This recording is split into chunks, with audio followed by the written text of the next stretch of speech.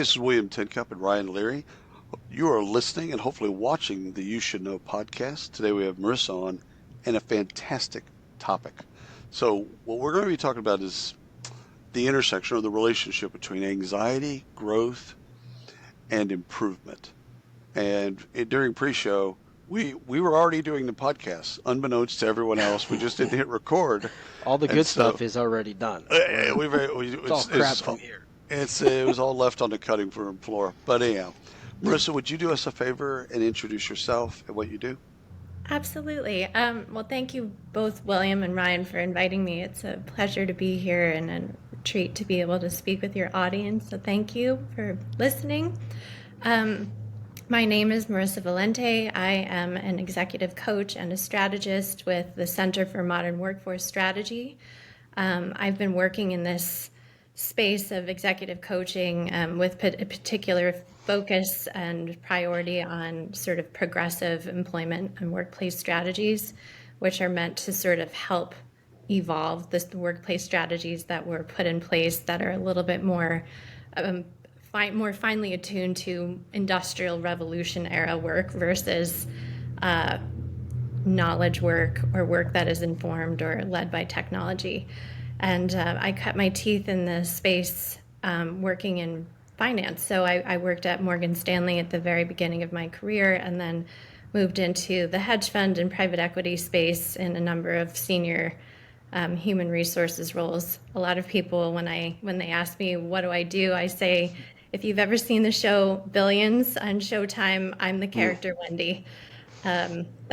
That's the best way to sort of locate me in the space. And I feel really privileged to have met with and support an absolutely remarkable cohort of professionals who are doing big things in the world, and we're all in the fight together to figure out how to do it well and not make it hurt. I was going to ask to define executive coach as we kick off, because I think I have a vision of what, I mean, it feels like it's common sense for me, but some people may not have a real understanding of what an executive coach is. That's a very good question. It's very amorphous because coaching as a profession is actually unregulated.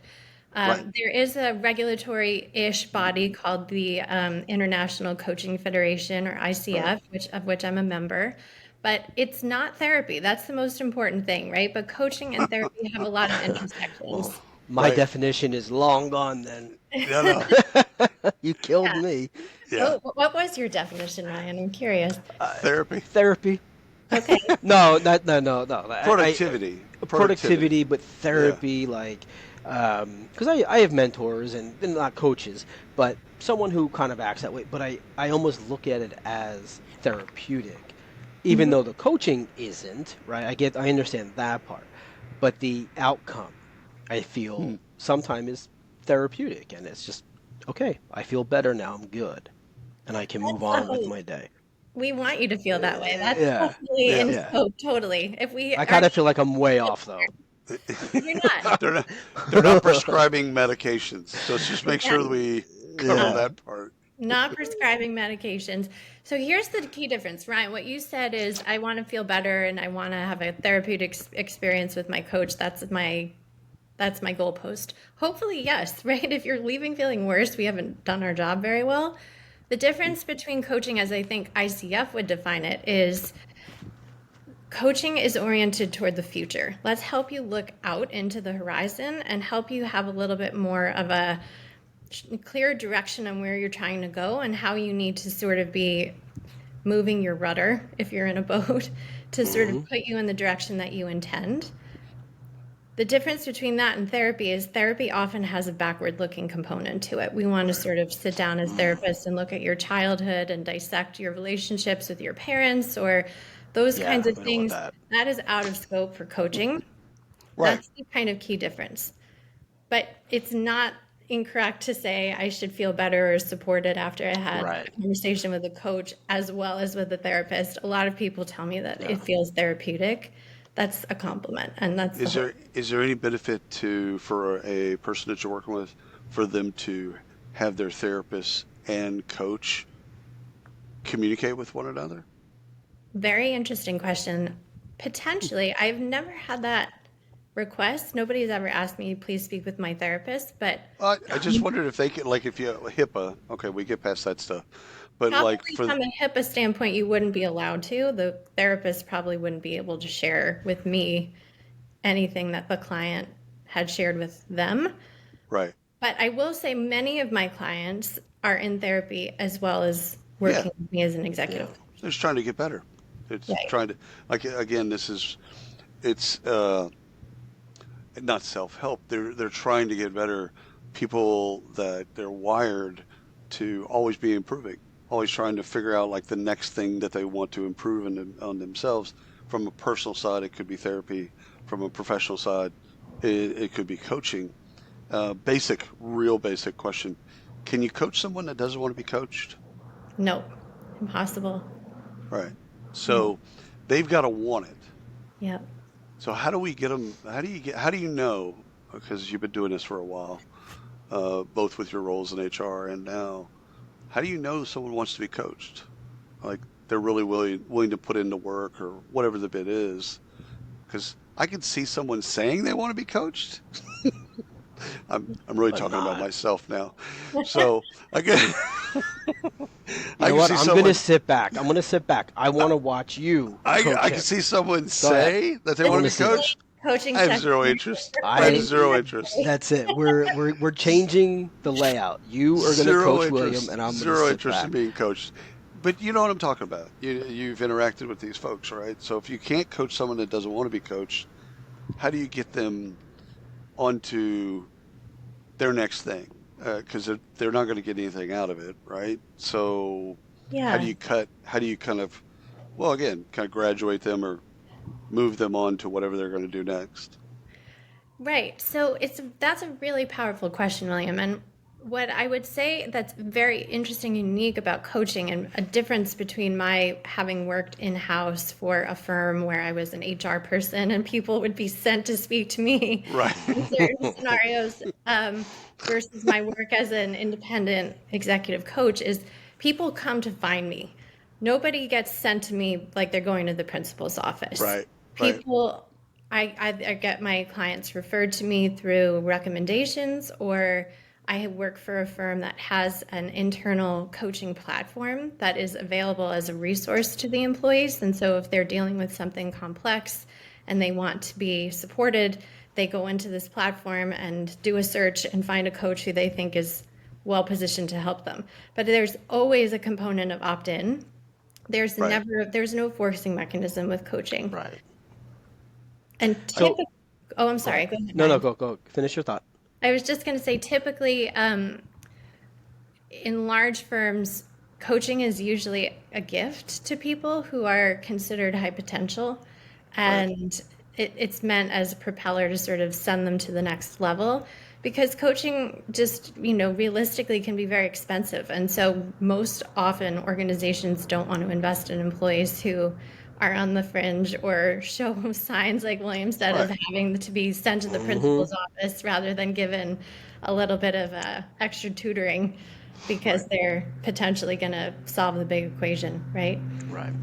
So now that Marissa stole my question and Good. answered it As she already, should. that was my question was, are you finding that people are resistant when being referred by No. their company, or do they understand, William, you're high potential, you just need some help.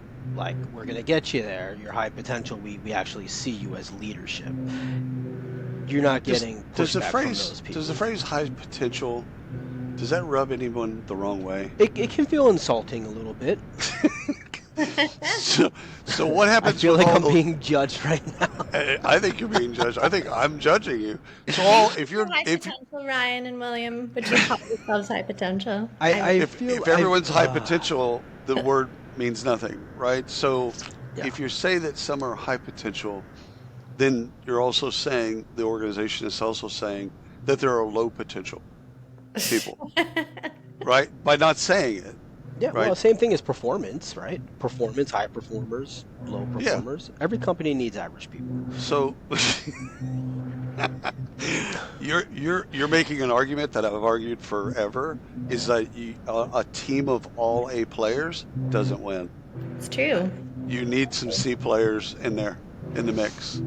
And I've had resistance. I've had actually people that are in the No, learning and training space go, "No, you can make that work." I'm like, no, "No, these. you need some C and D players in there. You need some low performers." Yeah, This, I kind of feel like okay. So Marissa's probably listening to us and saying, "What the hell did I get into?" But no, all she's right, so not. this is a real scenario, and maybe you can actually help me Yeah. in front of everybody.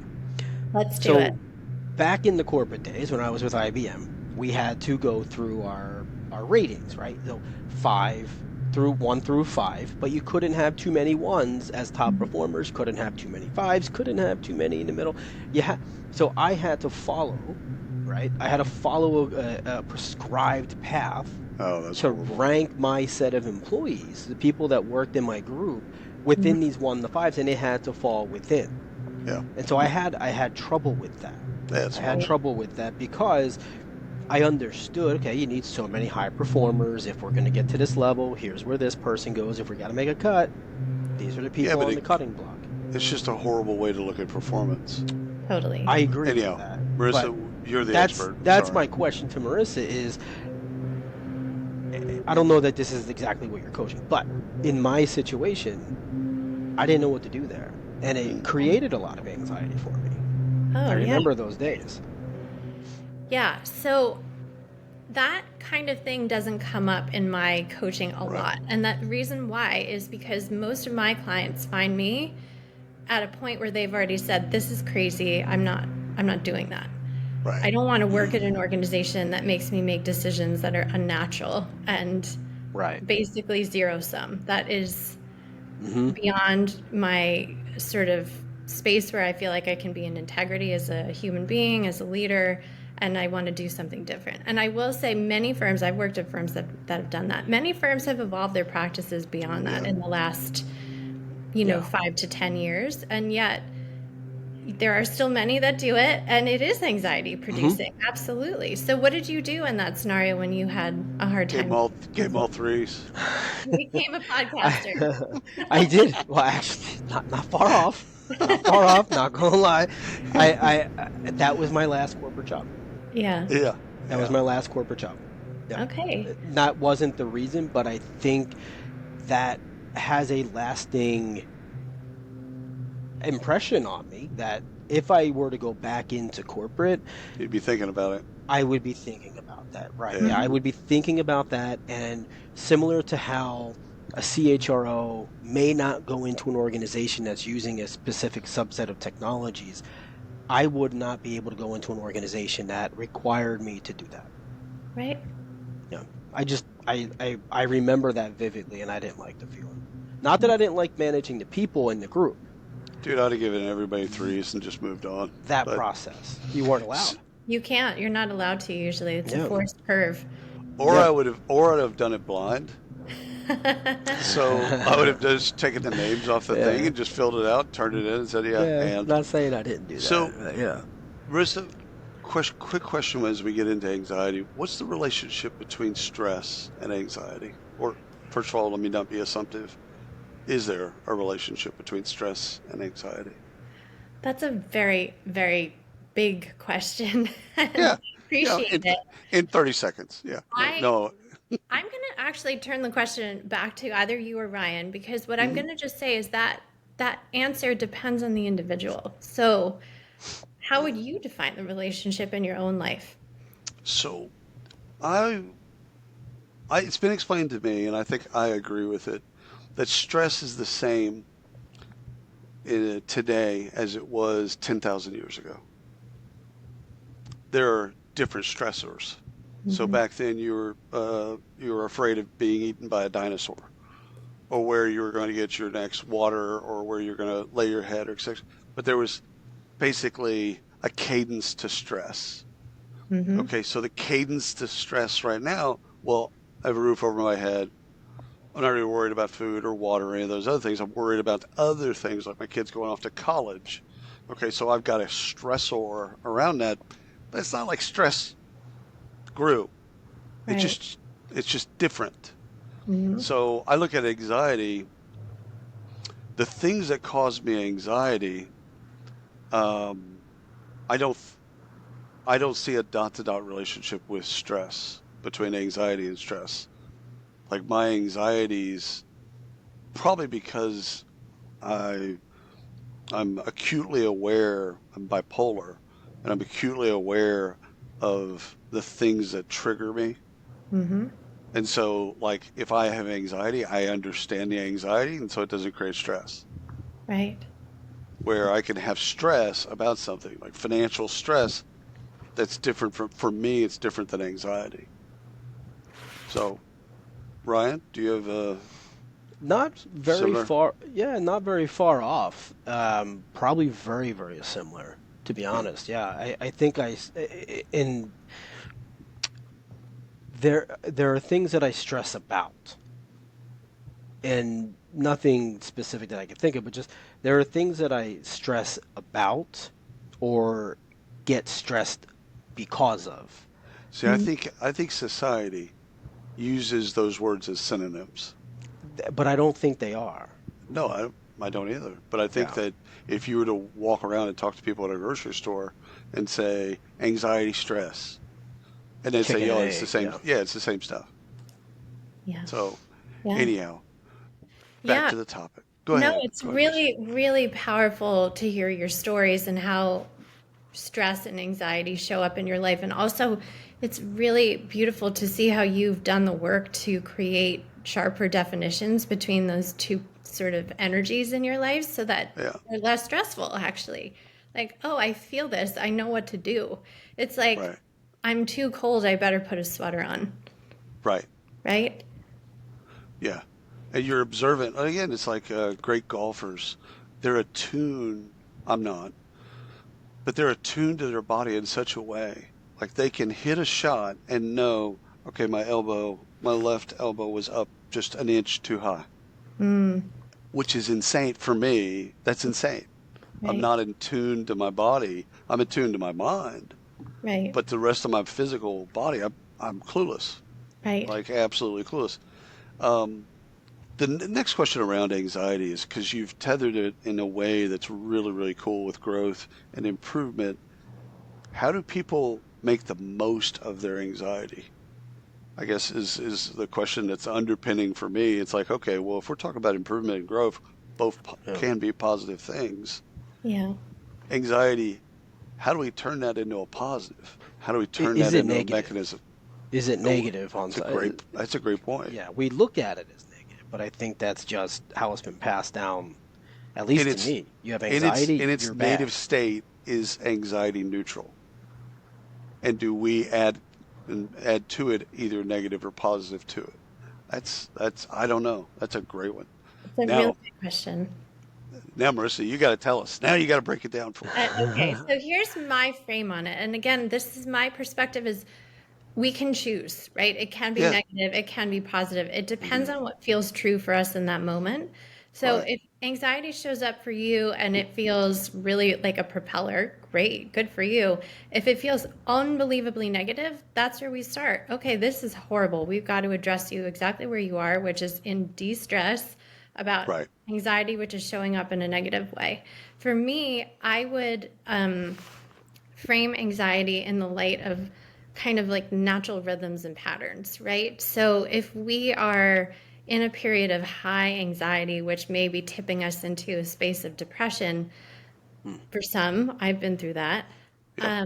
There is this, I think, beautiful parallel that you might draw to going into a winter season where it's appropriate to sort of come inside and nest a bit, rest, reflect, sleep, be resourced in a way that is less sort of externally leaning Right. because you know that spring is going to come, but the winter needs to happen before spring can allow for the new growth and renewal to begin.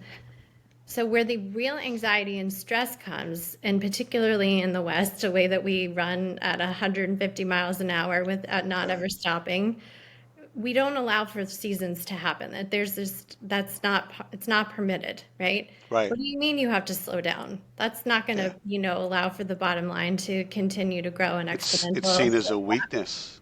It's seen as a weakness, right? Right. Yeah.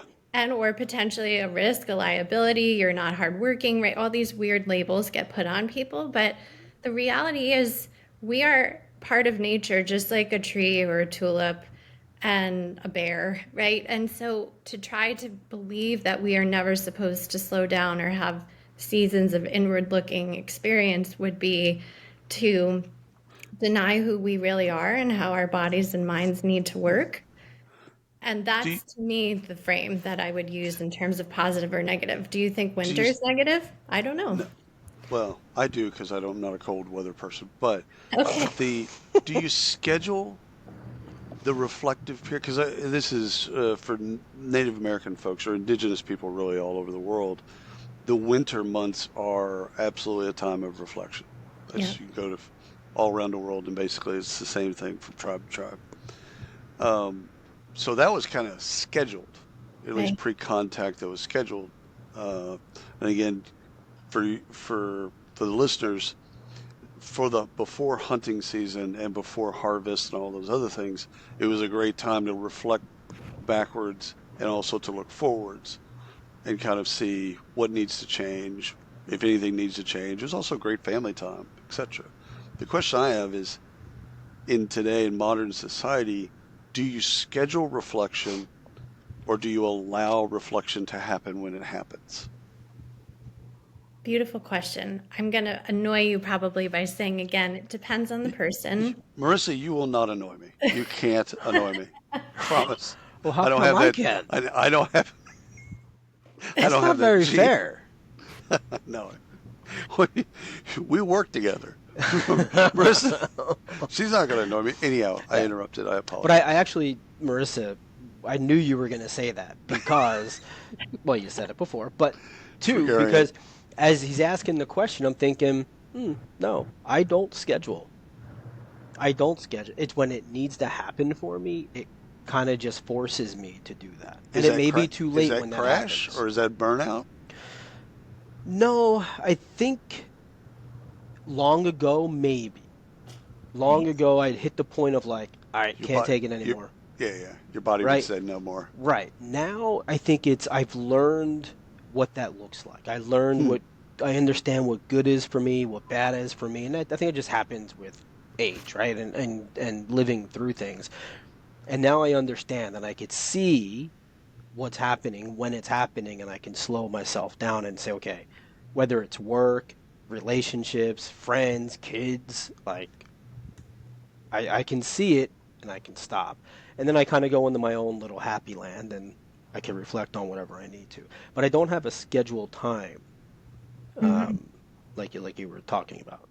Yeah, so when I hear you say that, Ryan, it reminds me of William's description of the golfer who knows that his elbow was an inch too high. You're Mm, really in tune with yourself. And so you don't need the schedule because you just know when you have to do it. I think for somebody who's less in tune with themselves, they might want to schedule it yeah, because they're less aware. Right, And if they have a more of a yeah, schedule and not relying on that intuition, which is just a muscle, it gets sharper. Everybody can get sharper with it if they right, want to. The schedule will allow you to not get so out of date with yourself that you push into a space yeah, of anxiety that's more debilitating than, oh no, I've got to sit down and meditate for 20 minutes tonight, and I right, know if I don't, I will have a worse day yeah, tomorrow, right. right? yeah. And the way that we've talked about it, it's like inspiration. Like Ryan and I, we do a lot of tactical stuff Hmm. that it irritates us. Like a lot of people, like I would say everybody, there's always some piece of work that you just don't like doing. Mm-hmm. And so it's almost like you have to be inspired to do that piece of work. And so that isn't scheduled. You just got to wait until that inspiration comes and then It's like be able writing to a go, research paper. yeah, go through that burst of energy, go through it, fight through it. There used to be a thing on my monitor years ago that really helped me. It was do first what you dread most. Mm. So I would come in every day and I would look at that and go, okay, what's the thing on my list that I'm absolutely hating? okay, that is, I'll go do that first. And when I do it, the rest of the day would open up. So Like true. it was never that hard. Whatever I'd built up in my mind, it was never that hard. Once I got through it, it was like, pff, eh, So, I'm the looking rest of at the the day is gonna be clock. easy. I'm looking at the clock. You have anxiety? We're You have anxiety? 26 minutes into this conversation, You have anxiety? and I'm feeling like you and me. I say that no, you and I. We just went to therapy. Like No, we're being 26. coached, dude. We're being coached. Yeah, yeah. See how I used that the wrong way? Yeah. But but this isn't. This is what she does with her clients. Yeah, She sneaks up on them like a ninja. yeah. It's she's like, I'm not going to talk. I'm just going to let them continue to go down this hole and find themselves. And you kind of did, because when you were talking after I had shared, like I kind of know when I feel it. I do kind of have scheduled. I have fishing trips throughout the year, 3 of them that I know is in June, usually in September, and then in February. And I can cut my year up based on those. And I know I'm getting away and not having to do anything for 3 or 4 days each time. When did you start scheduling those trips? What was the Um, trigger for that? Uh-oh. I don't know. That was a long time ago. Yeah, That's but just because the group of guys that I'm with, they all go at that time, and Yeah. we fish all year. But those are the times. That's it. No family, just us. Yeah. And that's another dimension, I think, that's of interesting. anxiety that we overlook, that this is a little bit more subtle, but this notion of community has become a bigger deal for us lately because we are so independent and self-sufficient, and the internet allows us to be kind of fake connected to people, Oh, right? 100%. And so we lose ourselves and we lose a lot of resourcing, because we've almost tricked ourselves. It's like wearing headphones instead of listening to, an actual guitar player in a room with you. It's not the same thing, but it almost could be, right? And so without community and other people, like this group of guys who you go fishing with, and they're going to be like, "What do you mean you're not coming in February with us?" Yeah, That's big, I and got I get the shame. you. Yeah, that keeps you really kind of on track with, you're not just doing this for yourself and, oh, I'm being indulgent, I guess I really should just not go and work harder because that would be, quote, better. The community element of being together with people and doing things that make us feel good, not because we're intellectualizing it, but because it just feels good, Right. is Hmm. really ultimately, I think, what allows us to stay away from that space of anxiety and to be more on the other side of this sort of spectrum, which is well-being for no reason at all. Because so much of anxiety, we're like, why do I feel so bad? I can't put a finger on it. But we don't Right. ask ourselves that question when we feel great. I bet when you're on the fishing trip with your guys, you're not thinking, God, why do I feel so good right now? You would never ask that, Yeah. would No, I have other thoughts. Kind of Do like I have to go when back? there's 3 foot rollers, I'm like, what the hell am I doing out here? It's raining. It's been 6 hours. Yeah, Haven't caught a but fish. there are some times. I did have a Um, question around anxiety, and in my career, I've both been addicted to change and I've been around other people that have been addicted to change. Can someone be addicted to anxiety? Hmm. Of course, I think anybody yeah. could be. You can be addicted to anything. Right. Can it be a good thing? And like we were talking about traders and it's kind of how they suppress or they use anxiety in a different way. I don't want to say suppress, it's probably not the right word, but they use anxiety to their betterment. It's almost like Hmm. a motivation. Yeah. Yeah. Right. Like, can you think of any other examples where people use anxiety to kind of motivate them in the right direction? Oh my gosh, a million. I mean, as we were saying before, I am at my home in Hawaii and I'm around a lot of people who like to be in the ocean, right? Who are surfers or innovating on foils or doing cool things like that. You are right up against forces that could totally take you down in a heartbeat, and it's what keeps them going. And it's what makes them, particularly where I live, there's some people who are doing some really interesting things with as I said, moving from surfboards to foils and innovating the Right. sport and also innovating ways to take bigger risks and to stay safe, right? Wow. Like you So, dodged a great white today. I'm good. Yeah. right. Yeah. Or to say, I love this so much that I know there are sharks in this water and I'm going to trust that I'm not going to get eaten Yeah. because chances are I won't. And yet it's always possible. I'm a All right, swimmer. I'm in the ocean every day. That's what I say to myself. It's so not worth.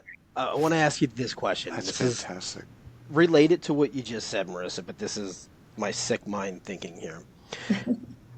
Do you have, or do you know people, use where you're at specifically, they don't feel a shark attack would ever happen to them because they're one with the shark. Like they care so much about Mhm. the water, the ocean, the fish Yeah. within, like they're not going to be attacked because It's it's kind of it's like pit bull owners, right? Like it's I called love pit bulls. delusion. Yeah, and but like there's that moment where I'm like I have a few friends that have pit bulls and they're super jovial, like play with them, rub them, do everything. But I get within a foot, I'm like, I'm gonna stay back here a little bit, right? But I'm thinking like we call them toothy critters. There's fish that have a lot of big teeth, and I have many pictures of slices on my hand. But in my mind at the time, I actually believe, no, he knows I'm taking the hook out of him and I'm gonna put him back. He totally, like, we're friends. And Yeah. then that sucker just latches on to me and it's not Yeah. friends anymore. Right. Totally. Is that delusional or is that like a thing? No, I really think that's real. And certainly It's in a free Hawaii, therapy session there are for me. people who definitely have mastered that. I'm not one of them. Definitely not. Yeah. But I really do think we can come into relationship with anything if we can manage our own energy in Right. in a powerful way, including with the shark. I doubt that I will ever get to that level, but Yeah. I've heard of Yeah. people who have.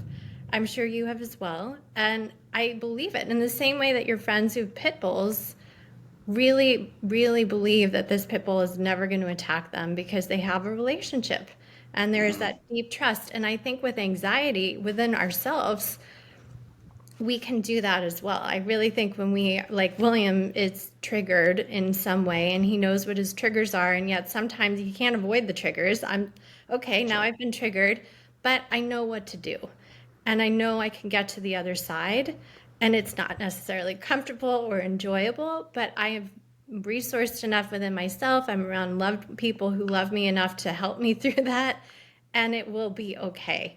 So I think that is it. It's the relationship piece. William has a relationship with himself. He's been resourced. You're friends with the pit bulls, the shark masters, right? It's all about that Yeah. relationship and that also being able to manage your own energy or not to be afraid of yourself, which is then going to project fear into, whatever's outside of you. And Right. that's just muscle building. It really is Right. that simple. Yeah. It's not nature versus nurture. It's not genetic. It's learned Right. behavior. Totally. Yep. So, do you find that people that can manage anxiety, is there any relationship with spirituality or religion in any way?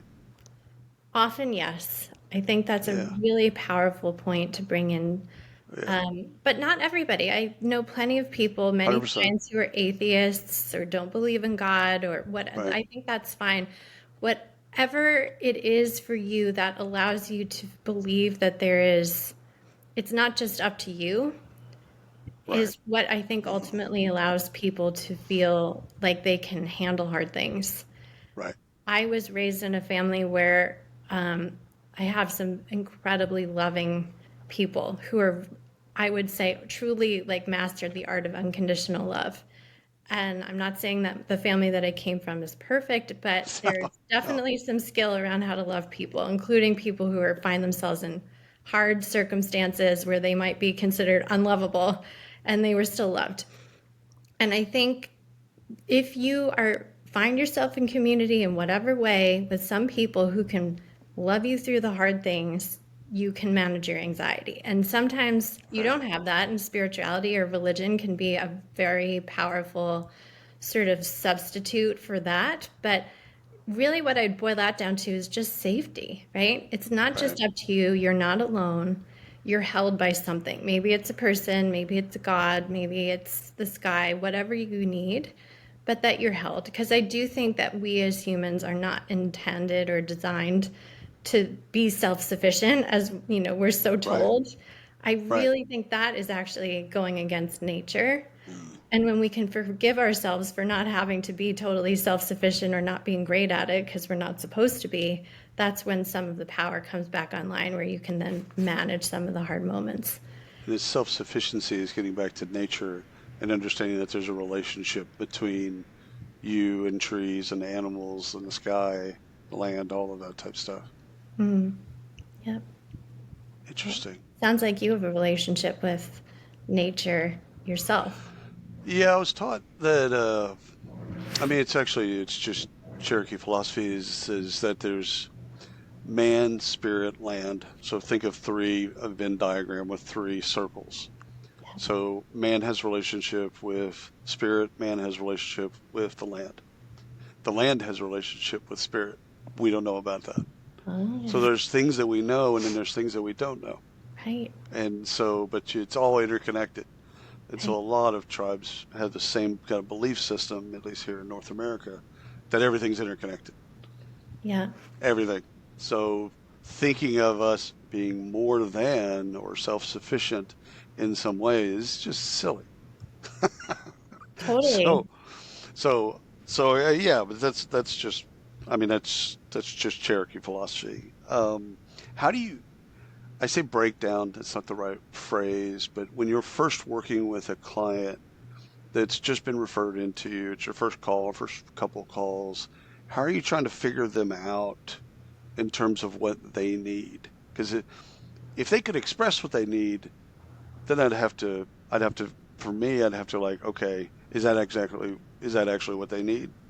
Or do they know what they need?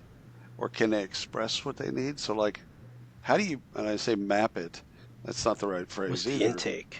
Yeah, how do you get to understand, okay, this is the things that they care about, and here are some of the things that clearly are missing and need to be worked on, etc. Like what's that process like? Yeah, so it's a really good question, and thank you for it. It's very Sure. thoughtful because um, one of the really important sort of tenets of coaching is really high respect for the client and for facilitating and reflecting the client's own brilliance.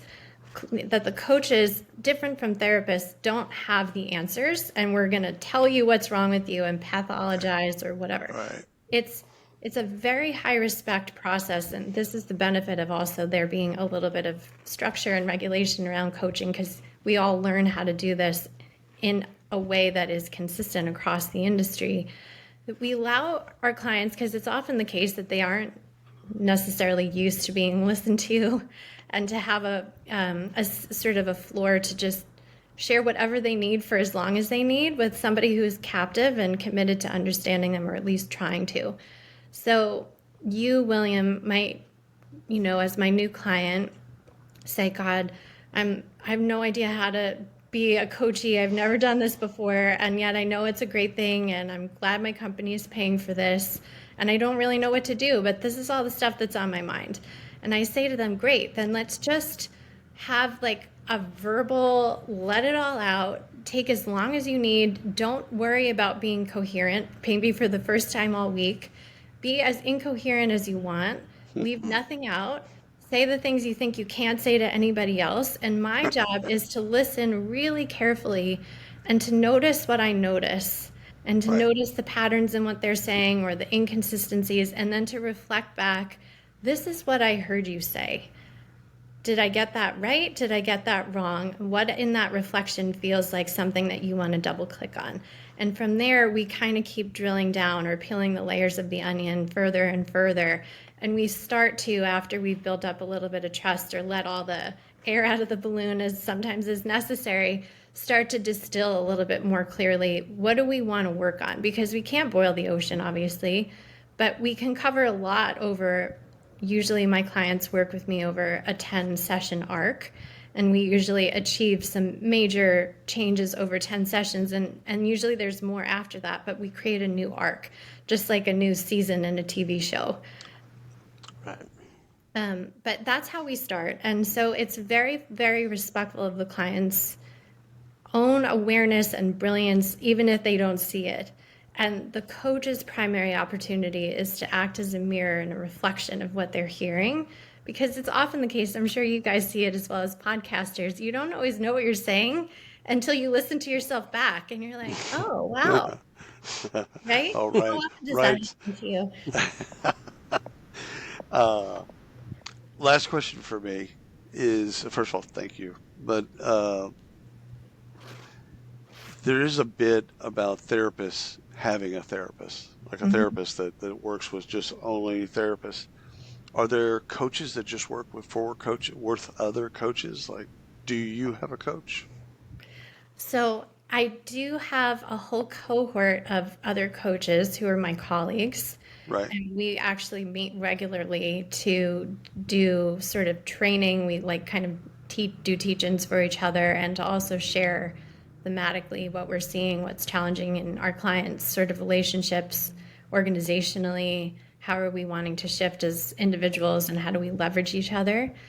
On an ICF standpoint, there are sort of supervisory requirements to renew your license every couple of years. There's continuing education, and then there's also like you need to submit recordings of your coaching sessions to senior coaches to listen to and give you feedback. So yes, so do I have a coach? Yes, I do. I have a whole bunch of them actually. And you do really need it because you are, taking on a lot of emotion, and you also are human Right. too, and you have your own things. So you want to make sure you don't let that seep into your relationships. But it's also a beautiful community of people who are trying to do the work. And I often say to my clients, I need you as much as you need me. You teach me as much as you feel I'm teaching you. And I want to thank you so sincerely for that, because we're all helping each other. We really are. Drops mic, Yeah. walks off stage. Not much more we could say. This has been wonderful. Thank you so much for carving out time for us, Marisa. Oh, It's thank been great you. for the audience. It's been great for Ryan and I. Just thank you.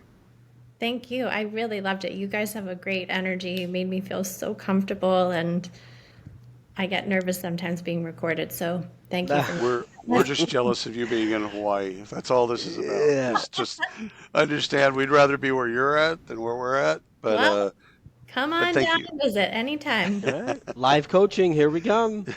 I'm in. Great. No sharks or surfing for me, but I'll do Okay, live coaching session. we'll do a coach session once we climb into the crater of the volcano. How about that? There you go. All right. I'm down. I'm game. I'm Yeah. game for that. So, Okay. all right, my Marisa, time. thank you so much. And It was to the audience, we'll see you next wonderful. time.